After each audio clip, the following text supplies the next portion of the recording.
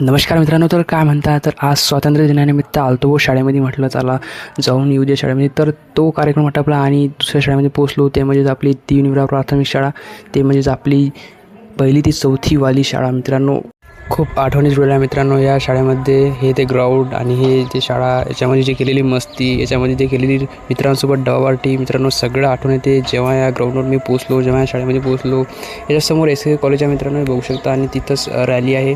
आज शिवतांडव पण बोलवलेला आहे DJ.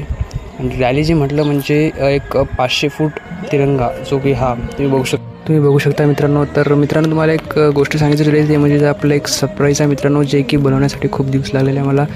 तर या व्हिडिओच्या एंडमध्ये ते मी सांगितलेलं आहे. तर मित्रांनो, नक्की ते बघून जा. तुम्हाला कसं वाटलं प्लीज मला सांगा. तर मित्रांनो, शिवतांडव DJ तुमच्यासमोर. DJ असो की बँड असो मित्रांनो, पोट्टे कधी बी बँडच्या आणि DJच्या वरच असतात. तर मित्रांनो, तुम्ही कसा वाटला व्हिडिओ प्लीज मला कमेंट करून सांगा. आणि फायनली तयारी झालेली आहे आणि फायनली रॅली पण निघालेली आहे.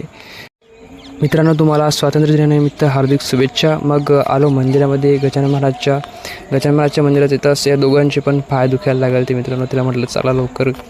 मग आलो मंदिराच्या अंदर आणि महाराजांच्या पाया वगैरे लागलो, महाराजांना प्रार्थना केली मित्रांनो.